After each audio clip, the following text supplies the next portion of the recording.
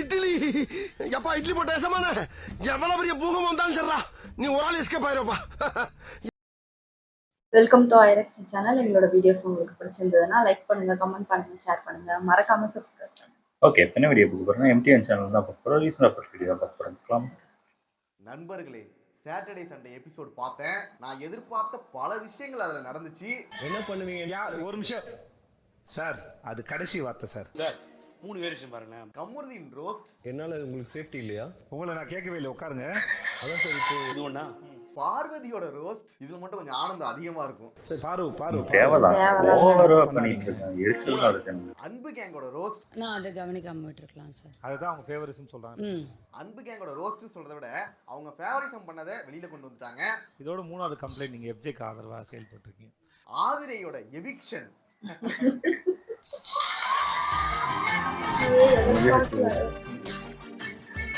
இதை போட்டு சாகடிக்கிறாங்க ஏதோ ஒன்று சொல்லுங்க. ஆனா இன்னொன்னு எதிர்பார்த்தேன், அதுதான் மிஸ் ஆயிடுச்சு. எஃப்ஜே, நான் உங்களை கேட்கல எஃப்ஜே, உங்க மேல தான் கம்ப்ளைண்ட். இந்த எஃப்ஜேவோட ரோஸ்ட் வரும்னு நான் எதிர்பார்த்தேன், அதுதான் இல்லாம போயிடுச்சு. கொஞ்சம் அட்ஜஸ்ட் பண்ணி. ஓகே, ஐ அம் அட்ஜஸ்ட். எஃப்ஜே பண்றது இல்லையா, பாடி வச்சு மார்க் பண்றது இல்லையா? அதுல மட்டும் எனக்கு வருத்தம் இருக்கு. மத்தபடி எல்லாமே ஓகே தான். கேட்காமல கேட்கறதா உங்க எல்லார்கிட்டயும் அவ்வளோ குப்பை இருக்கு. ஃபர்ஸ்ட் ஆதிரோட எவிக்ஷன் எப்படி நடந்துச்சு, எங்க மிஸ் ஆச்சுன்னா, எங்க மிஸ் ஆயிடுச்சுன்னு நினைக்கிறீங்க நீங்க? எஃப்ஜே கூட சுத்துனது தான் முக்கியமான காரணம். ஸ்டார்டிங்ல ஆதிரை வந்துட்டு ஒரு நல்ல பிளேயரா தான் இருந்தாங்க. ஆமா, ஸ்டார்டிங்ல நல்ல பாயிண்டா பேசினாங்க, நல்ல டாஸ்க் விளையாடினாங்க, எல்லாமே சூப்பரா தான் பண்ணாங்க. எல்லாமே நல்லா பண்ணிட்டு எஃப்ஜே கூட சுத்துறாங்க பாருங்க, அங்கதான் மிஸ் ஆச்சு.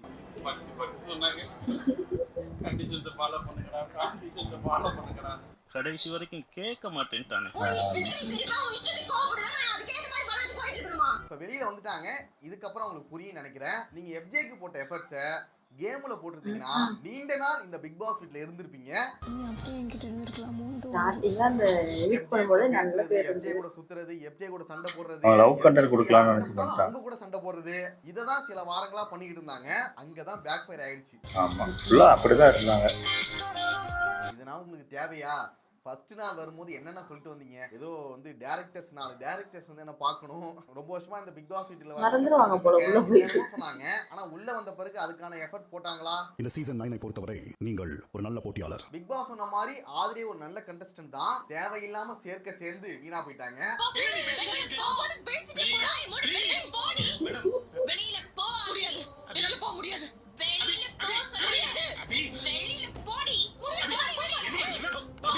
இவ்வளவு சீக்கிரம் வெளியேற வேண்டிய போட்டியாளரே அல்ல. இதே போல இன்னும் சில பேர் பிக் பாஸ் வீட்ல இருக்காங்க. அவங்களும் கூடிய விரைவில் வெளியே வந்துருவாங்க. டிசர்விங் அங்க உள்ள இருக்கிறதுக்கு நிறைய பேர் டிசர்விங் இல்ல, ஆனா அவங்க இருக்காங்க, நான் இருக்கேன்னா இவங்க புரிஞ்சுக்கலாம் நான் சொல்றேன். அதுல ஃபர்ஸ்ட் ஆள் அரோரா. இவங்கள ஃபர்ஸ்ட் தூக்குனா 2 பேரோட லைஃப் தப்பிக்கிறது. அவங்க உள்ள இருந்து நல்ல கபடி விளையாண்டுட்டு அடுத்த வாரமாச்சு அரோரா வெளியில போனா சந்தோஷமா இருக்கும். சரி, ஓகே, நம்ம பார்வதி கிட்ட வருவோம். பாரு ஆக்சுவலா பார்வதி வந்து லிஸ்ட்லயே இல்ல. தவளை தன் வாயால் கெடுன்னு சொல்லுவாங்கல்ல, அது போலதான் பார்வதி. பொம்பளைய அடிக்க கூடாதுன்னு தான் இவ்வளவு நேரம் சும்மா இருப்பேன். நீ பொம்பளை இல்லடி, ஒரம்போக்கு ரவுடி. இந்தோடி வாங்கிக்க. கோஸ் இது வந்து பண்ணக்கூடாது பாரு, இது டூ மச். நம்ம இருந்தாலே ரியாக்ஷன் கொடுத்துட்டு மார்க் பண்ணிக்கிட்டு எப்போதும் பண்றதே இரிட்டேட்டிங்காவே இருக்கு. தனியா நடிச்சிட்டு இருக்கீங்கன்னா எல்லாரும் முன்னாடி பண்ற மாதிரி இங்க வந்து பண்ணலாமா? விஜய் சேதுபதி பார்த்தாரு, வெளுத்து விட்டாரு. கரெக்ட் தான்.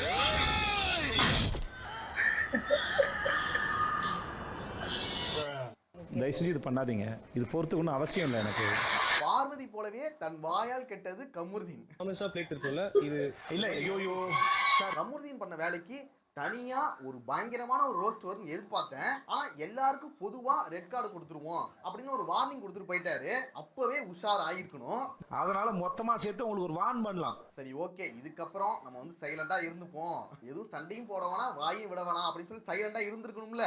அது உஷாரா, யாருமே அதை அநியாய தட்டி கேட்கவே இல்லைன்னு. ஆனா வாண்டடா இவரா வந்து பிரச்சனையை சொல்லி மாட்டிக்கிட்டாரு. உன் நாக்குல சனி, நீ சும்மா இருந்தாலும் உன் நாக்கு சும்மா இருக்காது. ஆமா ஆமா, உன் நாக்கு சும்மா இருந்தாலும் உன் கை சும்மா இருக்காது. உன் கையும் வாயும் சும்மா இருந்தாலும் உன் 7 நாட்டு சனி சும்மா விடாது. அதான் இந்த துஷார் கூட ஒரு சண்டை வந்துச்சுல, துஷார் வந்துட்டு 6 ஸ்டாண்டர்ட்னு சொன்னது, அப்புறம் தலை திரும்பிடும் சண்டை போட்டது, இது எல்லாத்துக்கும் சேர்த்து வச்சு ஒரு ரோஸ்ட் பண்ணிட்டாங்க. ஏங்க அங்க ஆடும்போது என்கிட்ட நீங்க ஆடுறாட்டு எனக்கு தெரியாதாங்க? ஆக்சுவலா அது நடந்திருக்காது. இவரா வந்து வாண்டடா வந்து மாட்டிக்கிட்டாரு. இவரே சொல்லிட்டு நான் ரோஸ்ட் பண்ணேன். வந்து மாட்டிக்கிட்டனே.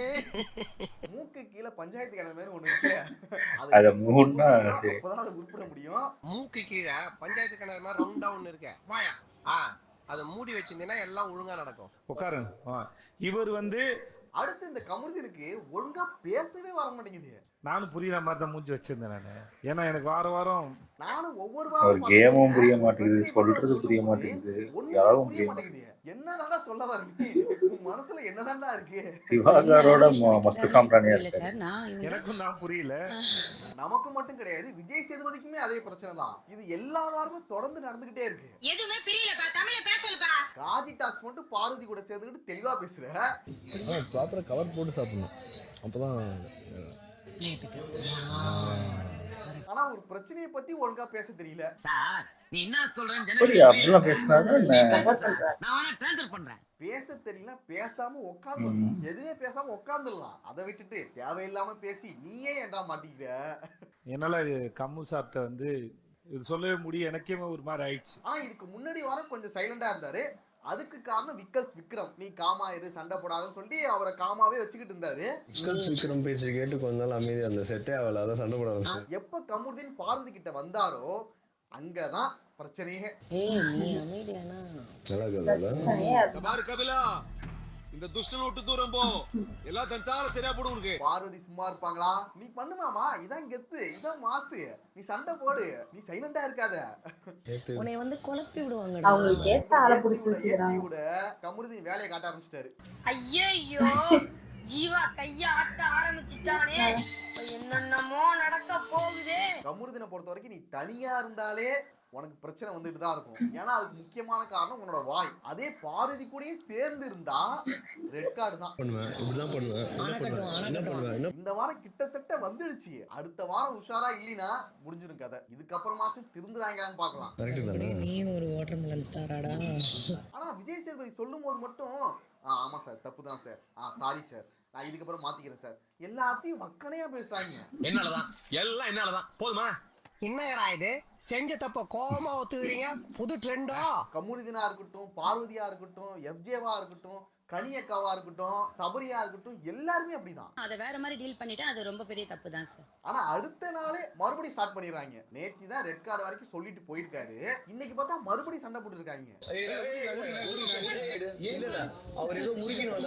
கடைசி வரைக்கும் திருந்த மாட்டீங்க. எப்படி அஃபெண்ட் பண்ண முடியும்? விஜய் சேதுபதி பேசி முடிச்சுட்டு போன பிறகு ஒண்ணு நடக்கும். துஷார் நிழல்ல தான் அரோரா இருக்காங்க, அரோரா நிழல்ல தான் துஷார் இருக்காரு அப்படின்னு எல்லாருமே சொல்லுவாங்க. துஷாருடைய நிழல்ல அரோரா இருக்காங்க, அதானே சொல்ல வரீங்க? ஆமா சார். அதுக்கு விஜய் சேதுபதியுமே ஒரு ஹிண்ட் ஒன்னு கொடுப்பாரு. துஷார் முன்னாடி போறார், அப்பயாச்சும் துஷார் புரிஞ்சு போறான்னு மொத்த சாம்பிராணி. போன வாரமும் ஒரு ஹிண்ட் கொடுத்தாரு, அதையும் புரிஞ்சுக்கல. இந்த வாரமும் ஒரு ஹிண்ட் கொடுத்தாரு, அதையுமே புரிஞ்சுக்கல. மறுபடியும் அரோராக்காக சப்போர்ட் பண்ணிட்டு வரான். வாய்ஸ் ரேஸ் பண்ண எனக்கு சுத்தமா பிடிக்கல. முன்னாடி நீ திருந்தவே மாட்டியாடா? ஒரு பிரச்சனை நடந்துச்சுன்னா நீங்க தடுக்க வரலாம்.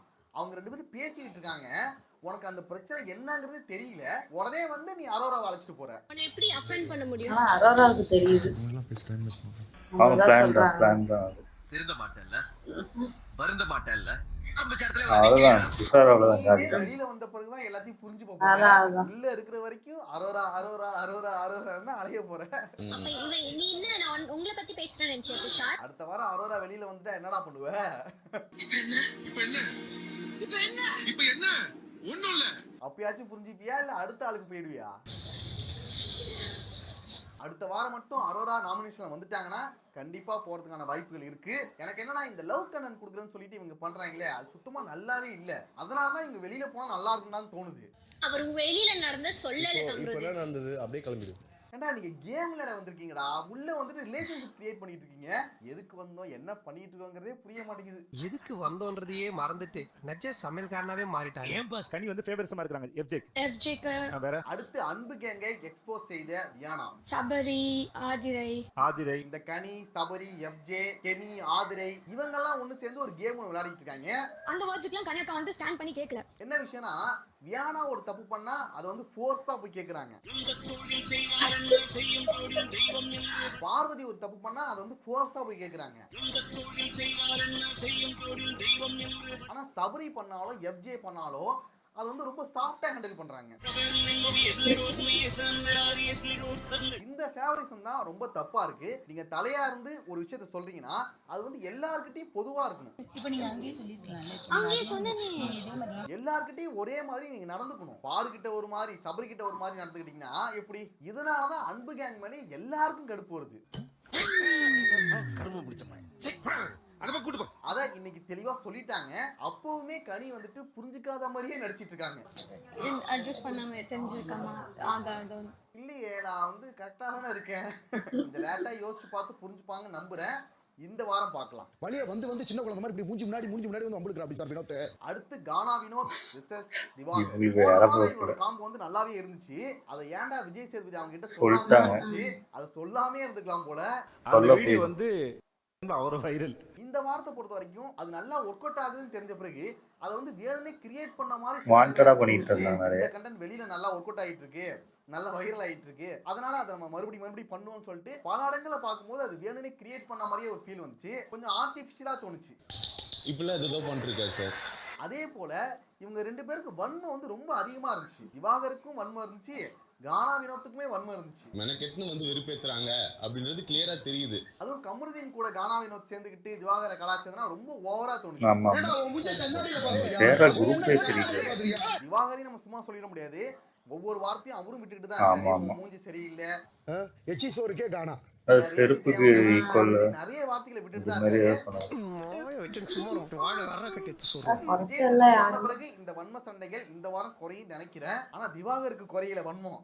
எனக்கு என்ன பிளான்னா இவங்க 2 பேரும் தான் போட போறேன். வினோத் கமரு நாமினேஷன்ல கண்டிப்பா கானா வினோத்தை சொல்லியே ஆகும்னு கலை கூட டிஸ்கஸ் பண்ணிட்டு இருக்காரு. நீ யாரை பிளான் பண்ணிருக்க? கமரு வினோத் போட. நாமினேஷனா யார் கூட டிஸ்கஸ் பண்ணவே கூடாது. ஆனா இவங்க 2 பேர் மட்டும் பேசிட்டு இருக்காங்க. இன்னொரு இவனை குத்தி விடு வினோத்தையும். இதோட போன வாரம் முடிஞ்சிருச்சு. இந்த வாரம் வைல்ட் கார்டு கண்டஸ்டன்ட் வர போறதா சொல்லிருக்காங்க.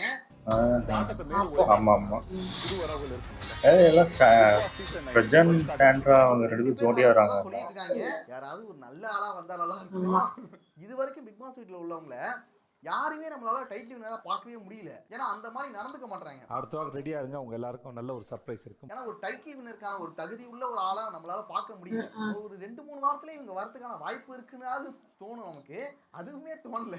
புதுசா வர வைல்ட் கார்டு கண்டஸ்டன்டாவது ஒரு நல்ல ஆளா, நல்ல ஒரு கண்டஸ்டன்டா இருந்தாங்கன்னா பார்க்கலாம்.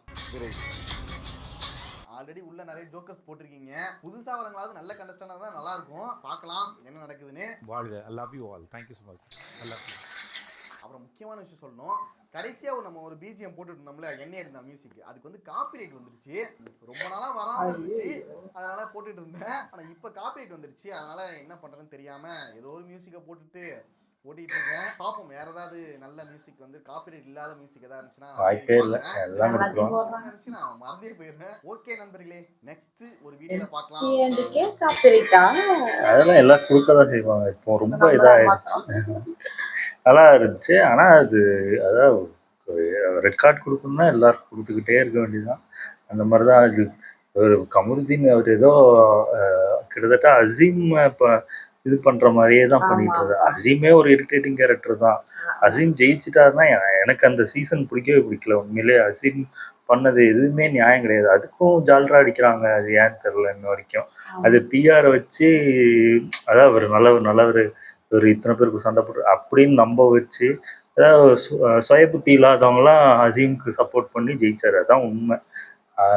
இதே மாதிரிதான் இப்போ பிஆர்னு ஒண்ணு இருக்கிறதே அசீமோட இதுலதான் எனக்கு தெரிஞ்சிச்சு.